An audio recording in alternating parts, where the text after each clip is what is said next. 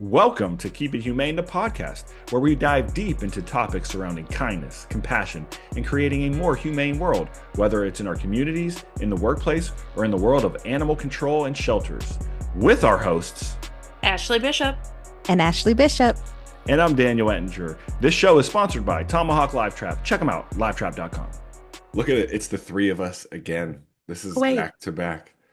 And we may be wearing the same outfits if you're watching on YouTube, Instagram.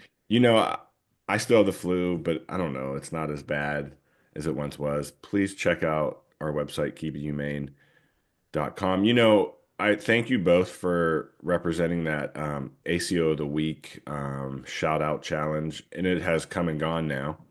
But can I just say, why is it so hard for people to follow directions? Like, Dan, if people followed the rules, we would be out of jobs. Like, how hard is it if I ask for your mailing address? How hard is it to complete your full mailing address, people? Like, how are people going to mail you a card to 124 Adams Street? Like, Adams Street where? Kentucky? New Jersey? Wisconsin? I'm just venting. I'm venting. Please people fill out your stuff. Please share, rate. Happy ACO week, whatever it may be. Big shout out. Quick. Anything new in the land of enchantment? I forget which one is that. Is that Wisconsin? Is that the land of enchantment? What? Isn't it the land of enchantment, Bishop? I've never heard that. Well, it is now. Oh. No, just 3 crazy kittens that I brought back from the brink of death that are running around wreaking havoc in my office, attacking each other. But other than that, nothing new. Technically, the land of enchantment's at New Mexico. Just throwing that out there. Texas, Bishop, how are things? Oh, same old. Weather's crazy here, and it's probably going to be crazy here in a few weeks. I'm waiting for our kitten season to start wrapping up because for us, for whatever godforsaken reason, it's like late April, early May that we start getting hit with stuff. Shouts out to our rescue partners because they've been wiping us clean of all of our cats. As soon as they come in, they take them all away. So thanks, rescue partners. Yes. So we're just getting ready for that season and just rocking and rolling, man. We still have those. We have 7 of the 11 dogs that we seized almost a month ago now. Still more than that. Yeah. So yeah, they're getting Belgian Huskies. Why would you breed that? I don't know, but yeah, we've been having a lot of fun. Yes, and they look like Belgians, but they have the body of a Belgian, but they look like Huskies. What's the temperament? It's not bad. Honestly, Mom is a beautiful Maligator and she's very sweet, very people oriented, not mouthy or anything. The children, on the other hand, I mean, they practically grew up in the shelter. I mean, they were almost 12 weeks, I think, when they came in. Yeah. So they've been there for a few months, but staff's been doing a great job getting them out and stuff like that. And we put them in their play groups with their siblings, and we want them to have a good outcome. So yeah, that's going to be a tough. Oh my God. It is. And a few of them got adopted and are doing great. But yeah, we just have, the typical black dog, unfortunately, but we're doing our best. As a vet tech, can you imagine trying to draw blood? They're probably monsters, I would have to say. We'll probably have to heartworm test them here soon anyways. So that's going to be fun. Well, Tomahawk Live Trap, they're celebrating their 100th year in business in 2025. They are a family-owned and operated business who work with humane professionals around the world to produce the safest and most effective animal handling equipment available. You can save 10% on their products by using discount code Keep It Humane. That's Keep It Humane in all caps. You can visit them online, livetrap.com, or call them 800-272-8727. Before we introduce our guest, which I'm actually super duper excited about this. ALDF, the Animal Legal Defense Fund, is I go to their website a lot. I actually talk about them in trainings a lot. They do some great stuff. They've even helped me on cases years ago in Denver. But before I do that, is it weird to vacuum every single day? A little. It's a little So neurotic. I've been homesick with the flu, and I've noticed that my neighbor is vacuuming every day. Now, here's the kicker, and I don't know if this has anything to do with it. They sell pizzas at flea markets, but they also have four cats and they make the dough in their apartment. So I'm just wondering, like, is there because of the cat situation that they're trying to keep it clean? I know, like, I don't know what's going on, but Don't be making assumptions, Dan. I'm about I to ask. mean, I have a Roomba for a reason. No, they're straight up vacuuming, and it's like yesterday, and I don't know if I was just irritated because I'm sick, but it went on for like 25, I swear 25 minutes. I'm like, what are y'all vacuuming for so long? Every You know day. what? Maybe Mooney is barking when you're not home, and this is the retaliation. A bet. He he does bark. He does bark. And I asked him about that. I was like, hey, sorry about that, because I can fix it. I can I don't know what I would do. Hey boy. Sorry, he's just sitting there. Anyway, well, let's introduce our guest. Let's just get on with it. Don't buy pizzas from flea markets. That is my advice to That's the you. best kind of pizza, sir. I just ruined it for many people. Kathleen Wood, who is a senior staff attorney with the Animal Legal Defense Fund, is joining us today. Super excited to have you, Kathleen. Mhm. Thank you for joining us. Happy Sunday. Yeah, thank you so much for having me. Yeah, so just I guess let's start with you a little about you. Like, how did you get involved in animal welfare type work and with the ALDF?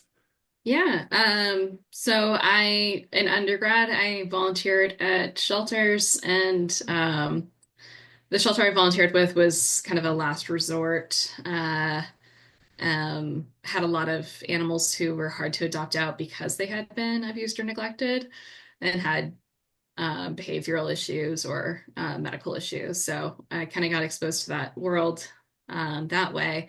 And I knew I wanted to go to law school. And through my work with the shelter, I knew that I wanted to do something to help animals. So I just decided that I would go into animal law. So during law school, I interned with the Animal Welfare Institute and the Animal Legal Defense Fund.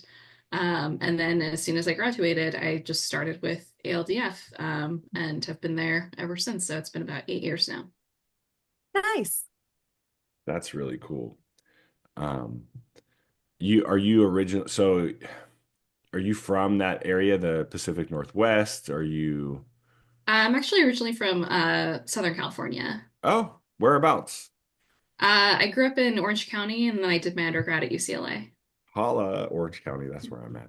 It's really Oh, cool. nice. Yeah, I love it down here. I always joke with the bishops that I can walk to the beach, and I might do that later. Yeah, we hate you for it. Um, Dan kind of talked about it with the help that he had requested from you guys previously. And I feel like the ALDF is an organization that not a lot of people know about, unfortunately. Yeah. And I do want to give a shout out to you guys. When I began the process of fighting my city to keep an animal control program in my city, I reached out to you guys. Um, and you guys came back with a wonderfully written 38-page paper. Um, you guys did so much research. You guys actually knew a little bit more about my position than I did. There was some stuff that I didn't even know about prior to me starting. Hmm. And although my city decided to make a poor decision, um, you guys were there to support me. And I want people to know that they can reach out to you guys for help, and that you guys are there. So thank you for helping me out with that. But to our listeners, like if you have questions and stuff, can you talk a little bit about the different things you guys are able to help with? Yeah, absolutely. So we're a pretty relatively small organization compared to some of the other national groups. But I mean, we do a pretty broad variety of work. So I work in our criminal justice program, and we assist with all facets of animal cruelty cases, from investigation or initial complaints to all the way through appeals. We do amicus work, supporting usually the prosecutor on appeal. But we provide grants for costs of care for forensic testing like necropsies, for expert witnesses. We provide hands-on legal assistance, and pretty much anything that, stakeholders might need, veterinarians, investigators, prosecutors, we're there to help. We also have other departments. So I work a lot with our legislative affairs program, advocating for stronger animal protection laws throughout the country. And then we have a litigation program that does civil litigation as well. And we have also our animal law program that helps further animal law courses and law schools, and kind of just furthering our field of animal law in general. I want to touch a little bit, Kathleen, on, when you were going through school, had you not volunteered at an organization in animal welfare, how well versed is animal law when you kind of go through school? Is anybody talking about it? Are there courses on it? Or is it just something that somebody has to be passionate about to kind of pursue? Yeah, it's getting a lot better. So when I went to Notre Dame, and when I was there wasn't an animal law course being offered. So I actually never took an animal law course in law school. But I was fortunate enough to really have like kind of boot camp education with my summer internships. But it's getting a lot better. There's several law schools now that have dedicated animal law programs. So Lewis and Clark here in Portland, Oregon was the first. Harvard now has one. Vermont Law School is offering an LLM course specifically for animal law. And then there are dozens of law schools throughout the country that have animal law courses. So it's getting a lot better. But I mean, even when I was in law school 10 years ago, it was, it was hard for me to really dig into that.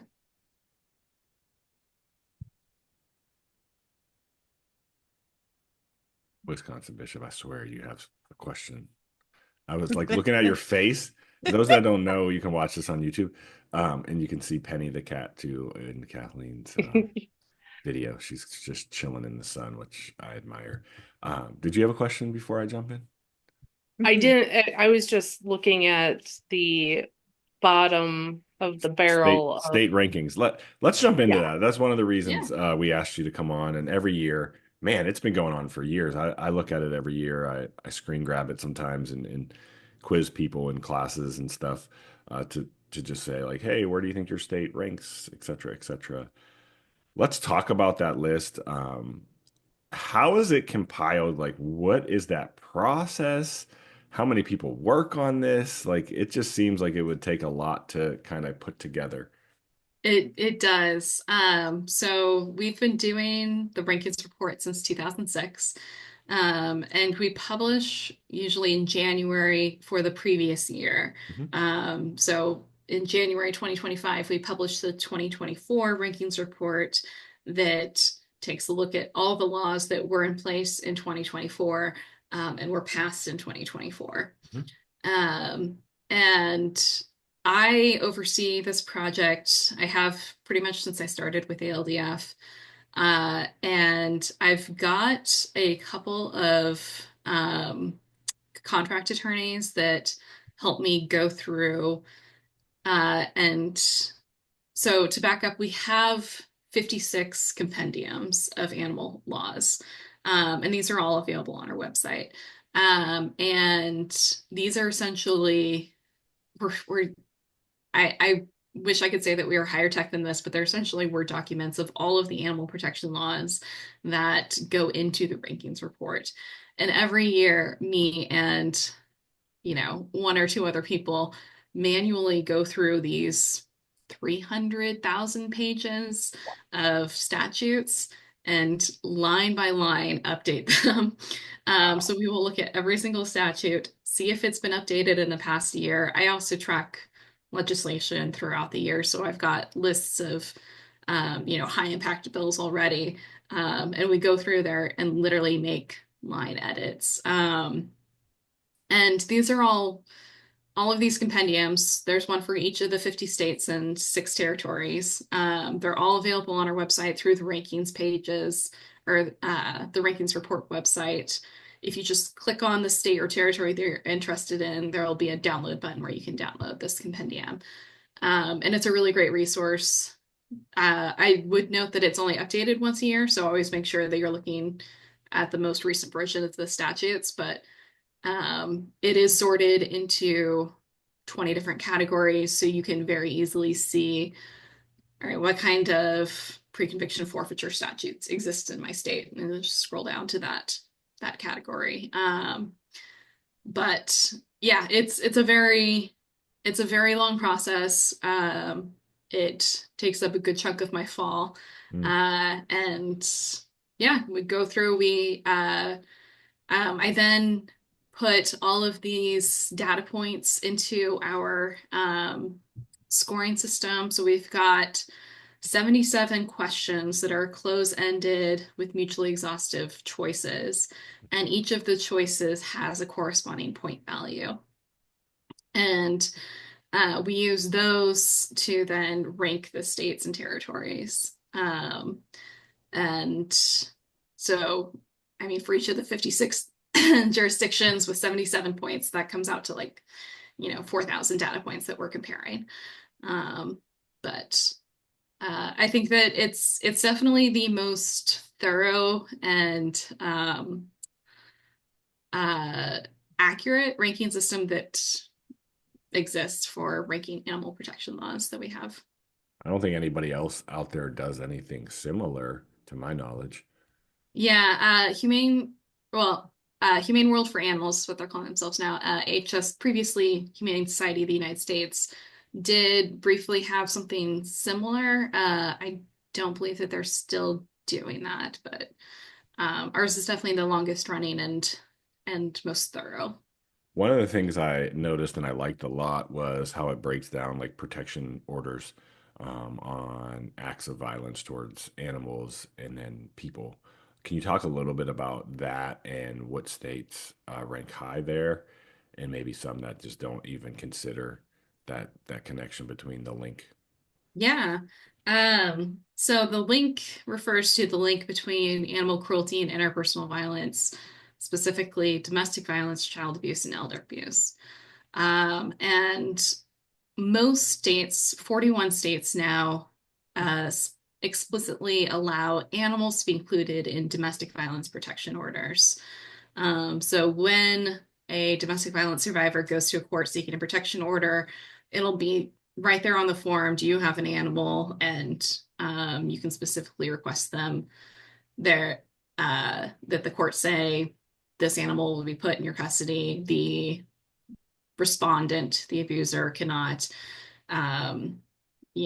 take, abuse, conceal, whatever, the animal.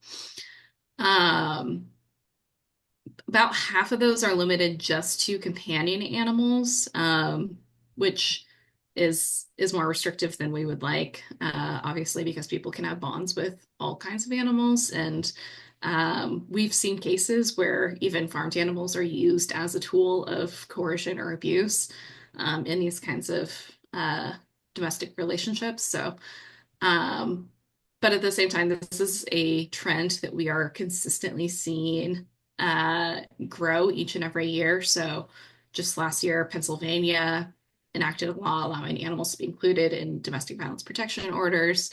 And so pretty consistently, we see this improving every year.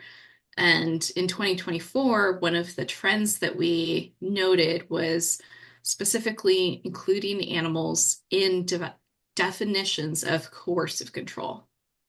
And this is something new that we're seeing now is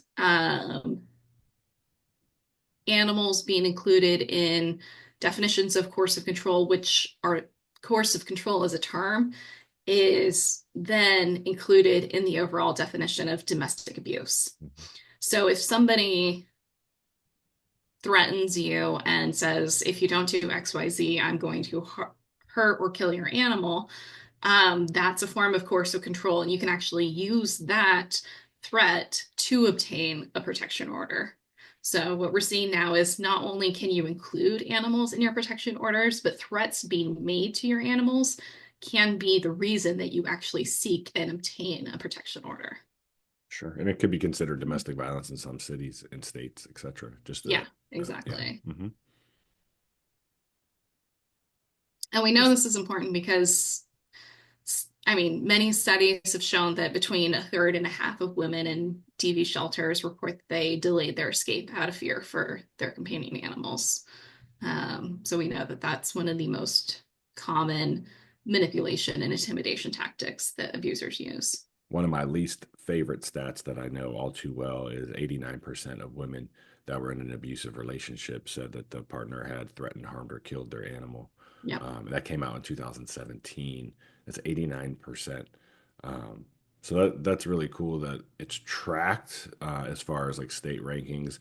Do you think this data is used to like help influence change in communities where like well, currently, for example, and I know they're not as low as they should be, in my opinion, but West Virginia is in the middle of the pack, though they're the only state that currently does not have a law to prevent bestiality or specific to bestiality. However, I believe there's a bill being floated currently to see if we can get all 50 states on board on that. But do you think it does help influence other states? The rankings report generally, or Yeah. Absolutely. Yeah. I mean, legislators will reach out to us specifically after seeing our rankings report and say, I noticed we're in the bottom tier or the middle tier. Like, how do I get to the top 5? So that's one of the regular things that I do is I'll provide a list of here are the biggest gaps existing in your laws right now. And, let me know which one you want to work on and we'll put a bill together for you. That's impressive to know that agencies or jurisdictions are reaching out for that. What can you recall what your biggest jump was between state rankings? Yeah, let's see. In 2023, Connecticut rose, 20 points or 20 ranks, I think. I can't remember exactly how many it was, but it was quite a few. So they passed, it was only one bill, but it had 3 really important provisions. So Connecticut had a huge loophole in its sexual assault of animals law because it criminalized sexual contact with animals, but then it defined sexual contact as occurring between 2 people. And so courts were then, because it was like, oh, in this chapter, which includes, sexual assault of humans, we're defining this term sexual contact as contact between 2 people, XYZ. And then within that same chapter, it said nobody can have sexual contact with an animal. Well, courts would then look at that and they say, well, I can't enforce this, and we're just dismissing cases. And so this bill addressed that huge just legislative blunder. I mean, it was clearly not the intent of the legislature, but it addressed that. It provided a thorough definition of sexual assault of animals. It also required veterinarians to report suspected animal cruelty, which previously wasn't included in their laws, and gave them immunity for doing so. And finally, it imposed a mandatory 5-year possession ban for people who have been convicted of animal cruelty, restricting them from residing with, possessing, or owning an animal for 5 years after their conviction. And I would So, imagine one of our former guests of the show, Jessica Rubin, an attorney in Connecticut, might have had something to do with some of that great stuff. She's pretty active out there in Connecticut. but Jessica Rubin, or Yeah, yeah, yeah, yeah, yeah, oh, yeah. she's wonderful. We work Yeah, with her quite a bit. yeah, Yeah. she's great. She's been on the show. It was probably a few years ago now, but she does some wonderful things. So that's really cool. Yeah. Yeah, she heads up University of Connecticut's program for Desmond's Law, the courtroom animal advocate program. Yep. Yep.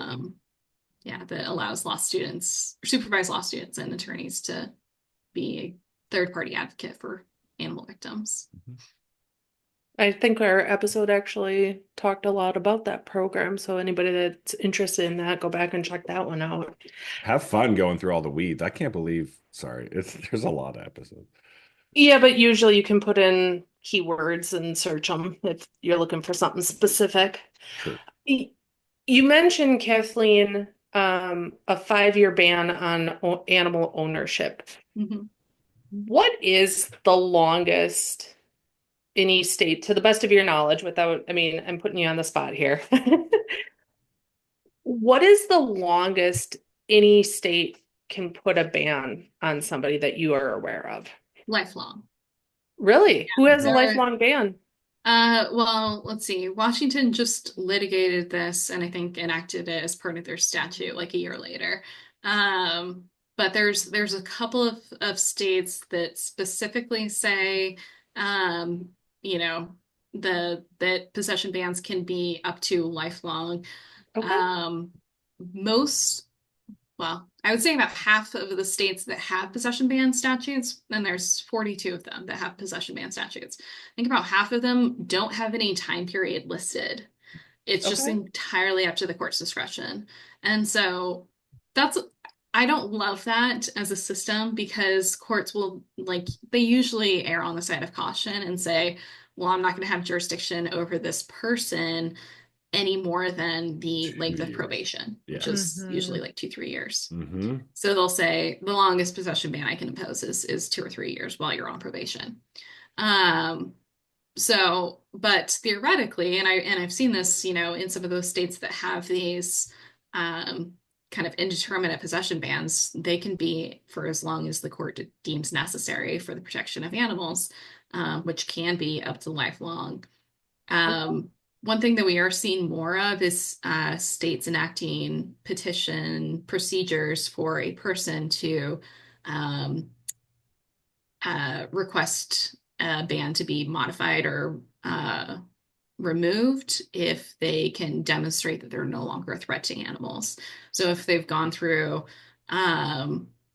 you know, rehabilitation programs or classes and counseling, and they've done the work and can demonstrate to the court that they're not a threat to animals anymore, then they can petition to have that ban modified or removed. Okay. So Oregon just passed one of those laws this past year. I'm not opposed of like lifelong bans, and we hear about it all the time. I think going back to what you were saying, Kathleen, is who enforces it, especially after that probationary period. Yeah.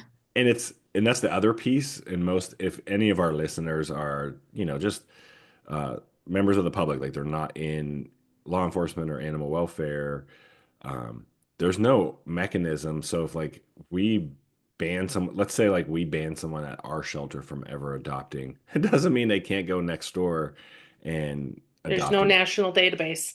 There is Well, none. then who enforces that? Like, if they move jurisdictions, Mhm. I mean, and they commit cruelty over there, we can't go. Yep. We can't go after Momo over there, and if that jurisdiction doesn't want to, then you're SOL. Absolutely. Which is why we need neighbors to get on board.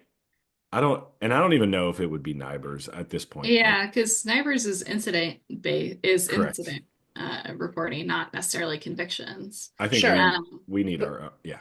Something. We need something. Yeah, what I would like to see is so for protection orders, what we have is a national law that says if you get a protection order in Washington, and then you move to Oregon, the full force of that protection order can be enforced in Oregon.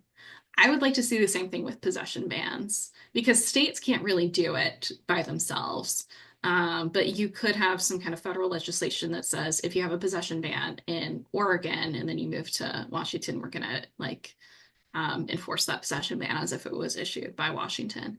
So that would be potentially one solution. But in terms of monitoring the person, I mean, after they're out of probation or parole, you're not going to have any kind of continuing supervision. One of the things that we have in our model laws is a database that would not be accessible to the public because we know that like sexual offender databases are uh, rife with constitutional and moral issues. So what we have in our model laws is a database of people who have possession bans that's only accessible to organizations or agencies that are adopting out animals and for things like county dog licensing agencies, so that those can be slightly better enforced. But unfortunately, usually the only way that we get violations of possession bans is when somebody is being investigated and prosecuted for a second animal cruelty violation. And then that's just one more misdemeanor charge that they're given. And unfortunately, even utilizing something like the licensing, only it's estimated 30%, or I'm sorry, 15 to 20% of animals are licensed within the United States. So, but if there was some kind of database that could be checked, there'd be a whole lot better ability for many agencies to be able to participate in that, whether it be individual shelters or animal control or whatever. Mm-hmm. So when are we going to see that brought to the federal level? Good question.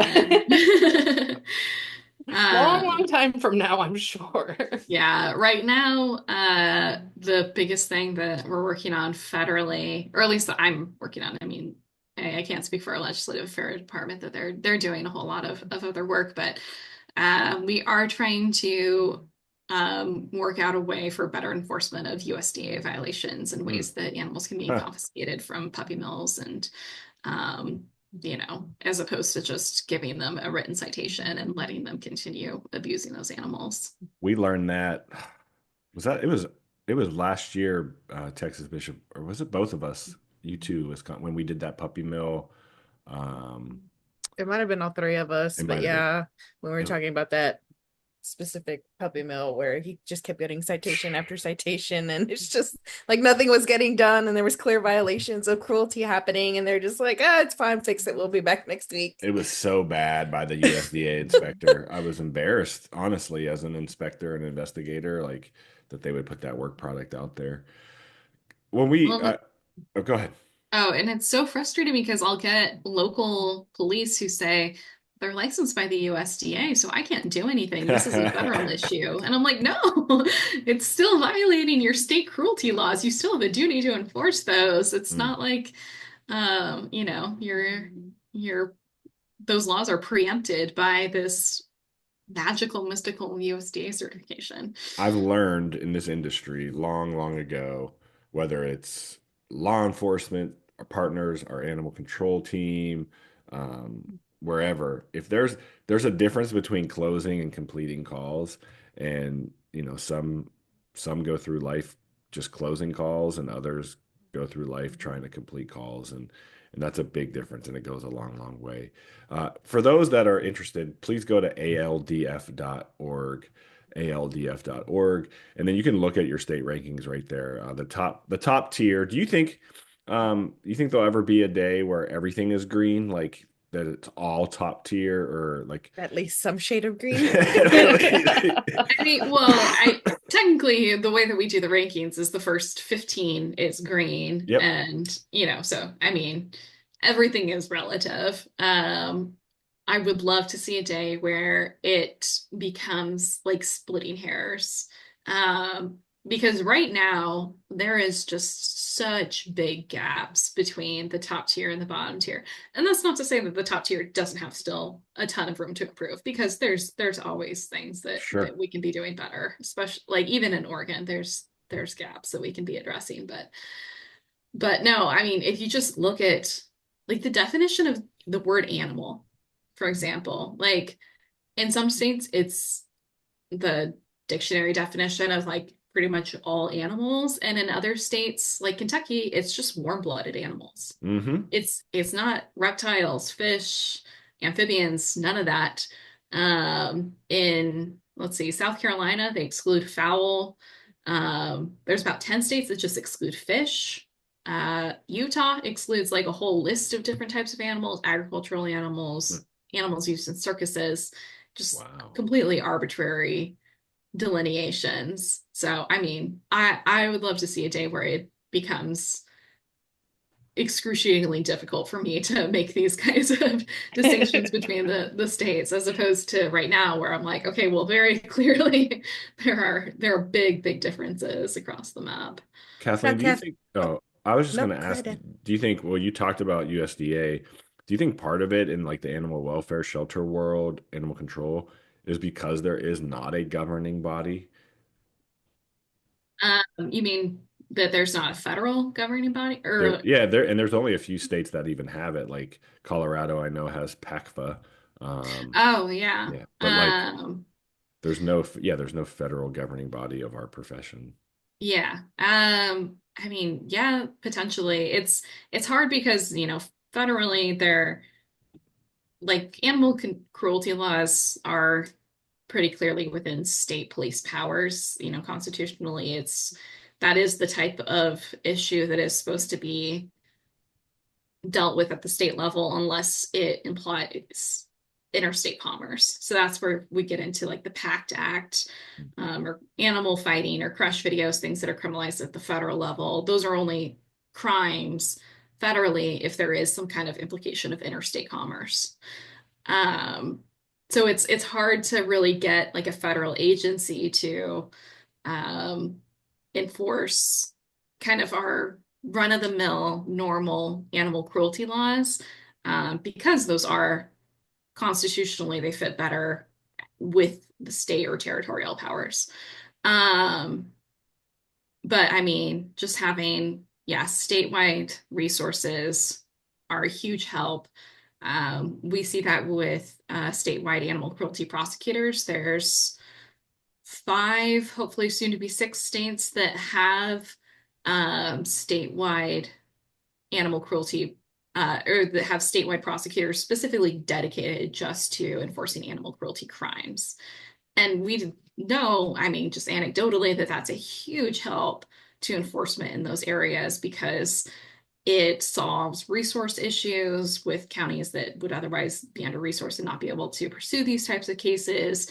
It solves the issue of, local prosecutors just not having the level of expertise on animal crimes.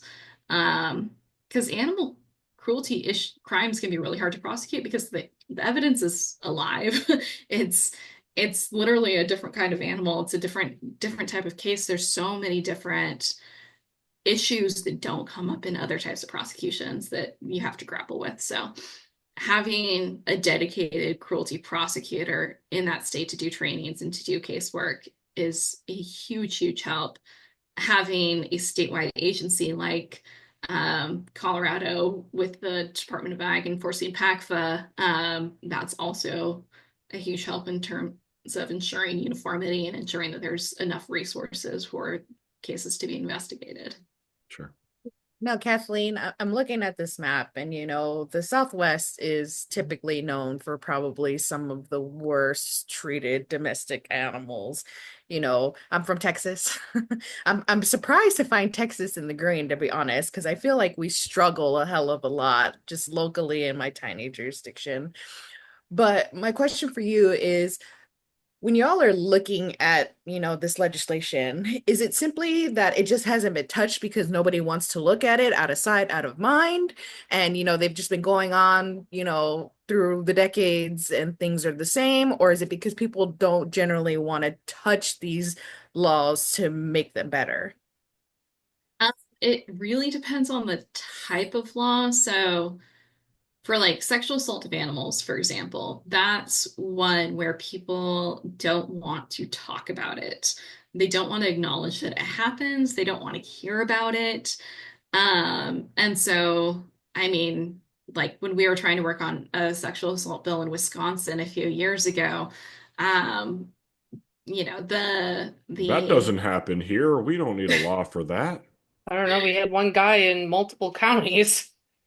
Yeah, well, I think it was like the speaker, I can't remember which legislator it was, but he wouldn't even call for a vote on it because he didn't want that to make news the last day of Mm, session. wow. Um, then of course the news was that this person wouldn't call for a vote on this amendment. Backfired. And it ended up passing the following year, thankfully. But yeah, people just don't want to talk about some of these issues. Obviously, we get a lot of pushback from like industrialized agriculture lobbies. Even if it's a bill that doesn't directly affect their interests, they're always afraid of like the slippery slope. Um, yeah, there's a lot of different issues that come with passing this kind of legislation. I agree. I feel like everybody's, like us locally before I started in my jurisdiction, I work for a municipality, and it's like they hadn't touched anything since like the 1950s. And we went through and touched everything. There was stuff that, didn't make any sense. And I just, I don't know how in our world we emphasize to our municipalities and our jurisdictions that it's so important to look them over at least every year, because you never know.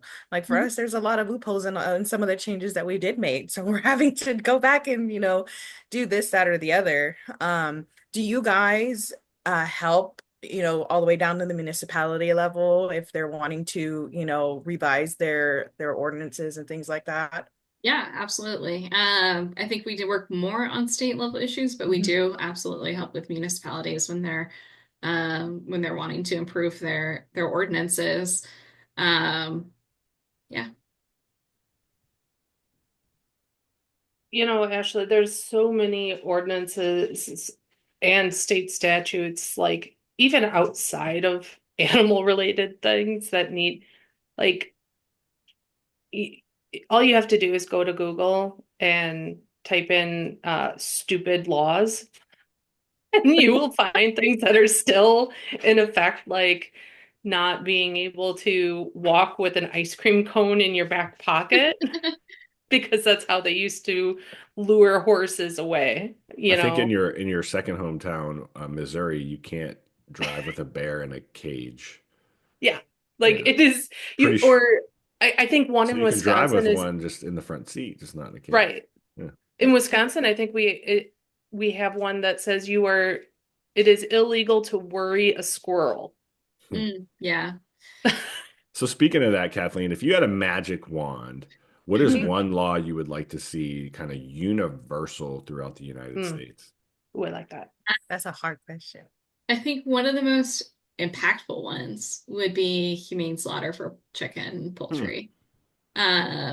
Because I mean, in terms of land animals, that's the largest number of animals that are being slaughtered are chickens, and they're not protected by the Humane Slaughter Act. Um, so that would be, I think, in terms of making the biggest difference for the biggest number of animals, that's what I would like to see. Is it that they're not protected because of the definition? Like, would it literally be as simple as changing the definition? Yeah, if you could get the incredibly well funded lobby to let you do that. Yeah. That's ridiculous. But everybody's going to look at it as a money grab of it's going to cost more to do it in a humane way, I'm sure, Exactly. is Yeah. the argument. Yeah, and one of the things also when we're talking about, industrialized agriculture, this came up a lot during COVID is humane methods of depopulation.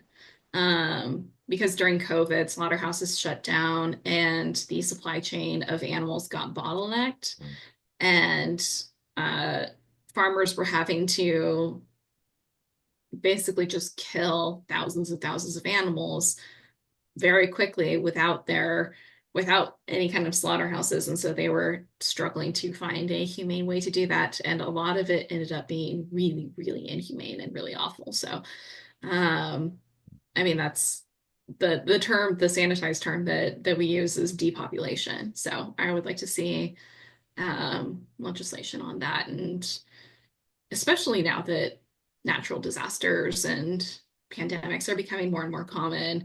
I'd like to see large scale agricultural companies having to have humane contingency plans for when these things happen.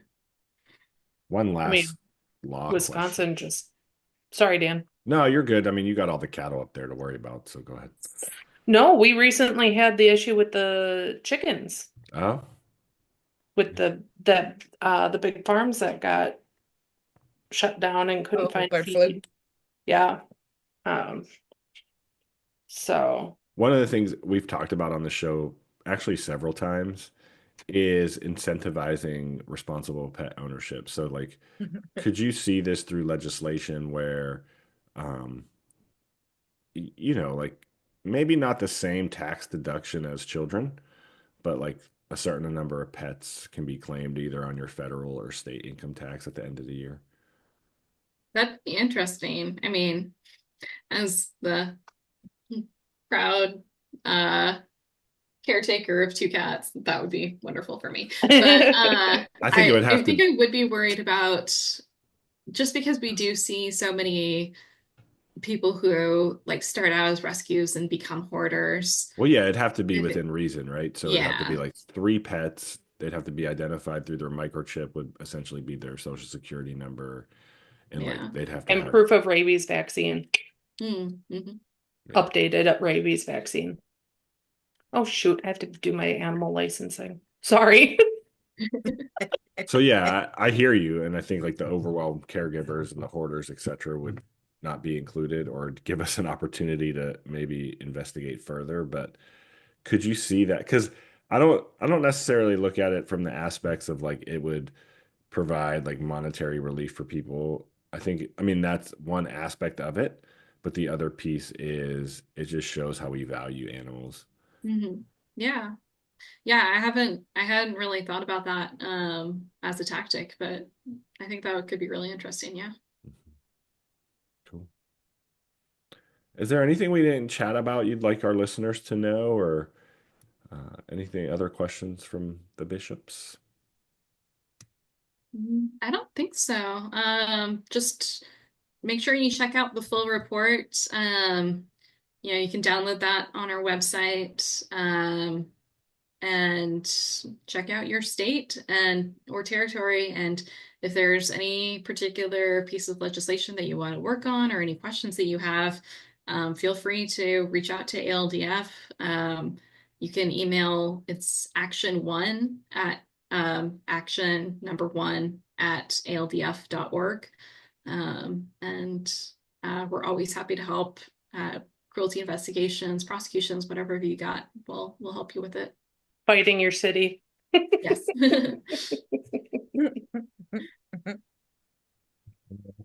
I mean, we really appreciate you taking the time to come on and represent, ALDF, ALDF.org, all the great work that everyone's doing there with the organization. It's been great to kind of follow the org, just seeing how they're involved in a lot of different things, not just the state ranking. So thank you for that. We want to thank our listeners, keepithumane.com. Check us out on YouTube, Instagram, TikTok, Facebook. What's the other one? X. So, as always, we like to say thanks for listening and help people. Help animals. You got really quiet there, Dan. I'm still sick. Keep me.